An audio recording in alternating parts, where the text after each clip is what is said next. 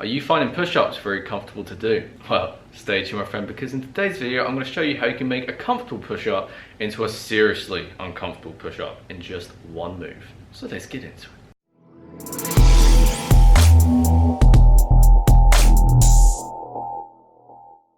Crew members, welcome back to the channel, friends. How you doing today? If this is your first time here on this channel though, make sure you subscribe to the channel and turn on post notifications, because if you're new to bodyweight training and calisthenics, this is your home of bodyweight strength training. So make sure you hit that button, turn on that bell. Right, so this exercise I'm going to go through with you is the pseudo planche push-up. And so by simply leaning your body weight forward so that you're now actually pressing closer towards your waistline, you're decreasing leverage in a way that makes the exercise itself significantly more challenging. Right, so there's a couple of form cues. So we're going to start in a regular push-up position. So with our hands around shoulder width apart, shoulders over the wrists, and shoulders slightly externally rotated and protracted, we're going to lean our body weight forward, descent down with control, and while maintaining that forward lean, we're going to press up from the same angle. It's also important that your hands are shoulder width apart so that you can actually keep your elbows tucked in by their sides so that you can perform the exercise correctly. And the intensity of the exercise is simply dependent on how you actually position yourself. So the further you lean forward, the harder it's going to be, because you're decreasing leverage and pushing a large proportion of your body weight.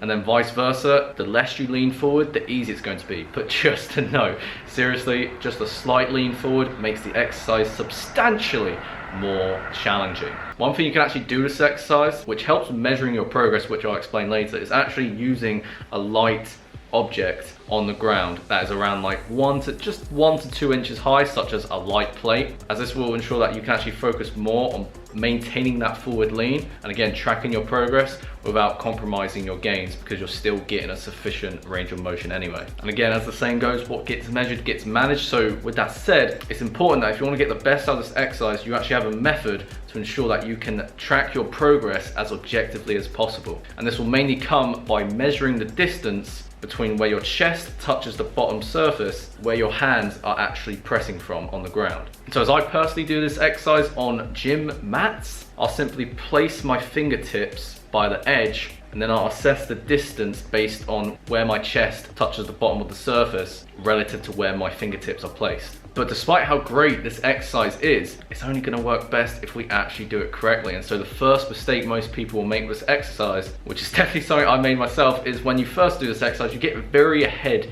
of yourself by actually, choosing a difficulty that's too hard. So what most people will do is that they'll actually lean very far forward, and because they're leaning too far forward, they'll actually press backwards on the concentric phase of the exercise. And the problem with this method is that it's going to be very hard to actually measure and track how you're making progress, because you're actually eliciting improper motor patterns. So again, in order to make the best progress possible, you want to ensure you're using the right intensity to progress in the most efficient and effective way possible. Remember, just a slight lean forward makes the exercise far more challenging than what it was before. Another common mistake is a lack of body tension. So what will typically happen is, not having any tension in your core or your glutes. So instead of being in a posterior pelvic tilt, people push with an anterior pelvic tilt. And although this makes the exercise easier, it's far less effective, because planche push-ups and the planche itself requires your body to be held in a posterior pelvic tilt. So, if you're doing the complete opposite, you're not really doing yourself many favors. Right, so let's talk about further progressions. And again, as I've mentioned before, the main progression is simply going to be the lean. So you can scale the intensity based on how far forward you actually lean relative to a regular push-up to manage leverage at the right intensity. But again, of course, if we simply just use this one method, although it's going to work to some extent, eventually your body's going to become very well adapted to that form of stimulus, which in the long term can lead to many frustrating plateaus. Which is why you can do what's known as a mechanical advantage pseudo planche push-ups. So what you're going to do is that you're going to shift your toes forward,